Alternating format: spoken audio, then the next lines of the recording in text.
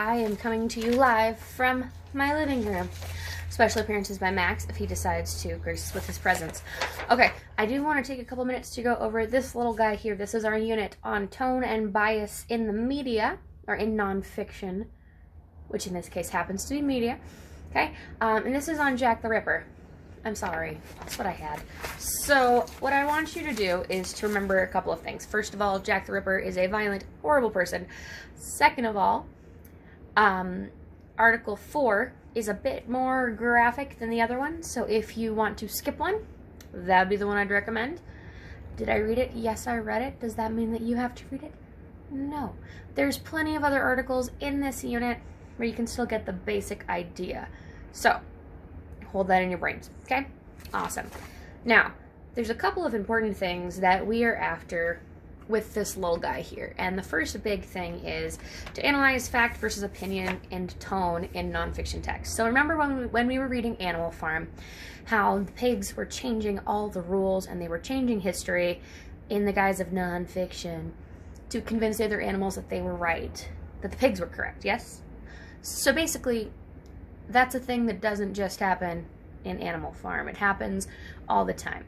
No one can truly be unbiased in what they are writing. It's not possible. People have tried, but it is not actually possible. No matter what you do, some bit of your opinion is going to leak out. And that's also true in the media. So this particular unit is going to look at the difference between fact and opinion and help you kind of figure out where is the actual truth versus where is the opinion, and what are some words that automatically tell you this is someone's opinion versus this is the actual truth.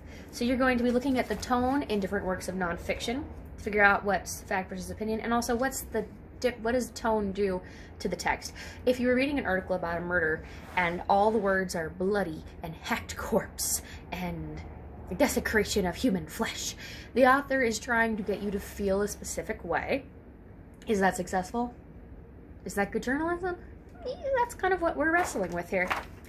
This is more fun in a group where I can put you in small groups and let you argue it out, but that's okay. We work with what we've got.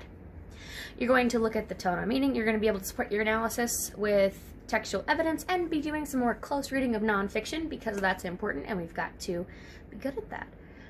You're going to be looking at how do word choice and tone affect meaning in nonfiction texts, and also what is the difference between fact and opinion. Can opinions be based in fact? Yes. Can facts be presented surrounded by a ball of opinion? Also yes. So we're going to be reading the tone of articles, some articles and the tone written by about Jack the Ripper from the London Times. So he's an interesting topic. Mr. Jack the Ripper is one of the most notorious serial killers of all time. This is from that first page here, and I'm just going to kind of give you the Cavs notes on that one. You should still read it, but here we go. So Jack the Ripper was linked to the deaths of at least 5 women, mainly women of the night or prostitutes, in the Whitechapel district of London. They're called the Canonical Five, but it's estimated that he killed up to 11 women, but nobody knows because no one knows who he is.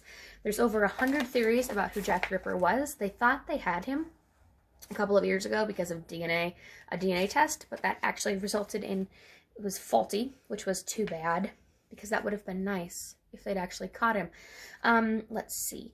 There's a large number of murders in East London, so they're not entirely sure how many people he killed, like I said. All the murders were committed at nighttime and became increasingly gruesome, like organs taken out, ears cut off, that kind of thing. Also, currently in London, they have the Jack the Ripper tour, and you can visit the Jack the Ripper Museum. He's fascinating, mostly because nobody knows who he is, and nobody knows how he got away with it, because they set up citizen watch groups, they had the police combing Whitechapel, and he still committed several more murders. There was one case where he committed a murder, and then got interrupted, went through the crowded square where there were police officers, and committed another murder, and then walked back. So there's a couple of theories about who Jack the Ripper could be. I believe those are all found in your packet, unless I'm wrong. Nope, I don't think I'm wrong. So those are all in there. If they are not in there, I would like you to please do some looking around and see who you think Jack the Ripper is, and just write me a brief little paragraph on who you think Jack the Ripper is and why. Personally, my favorite Jack the Ripper theory is that he was a midwife, or he was a woman, and that's the reason he got away with it, because nobody expected a woman to be able to do that, and midwives were often covered in blood, so nobody would have been suspicious. Because that's the other thing, the murders were very violent, so there's no way that he didn't have a little bit of blood. So the theories range from dock worker to doctor to butcher to a woman. So those are in there.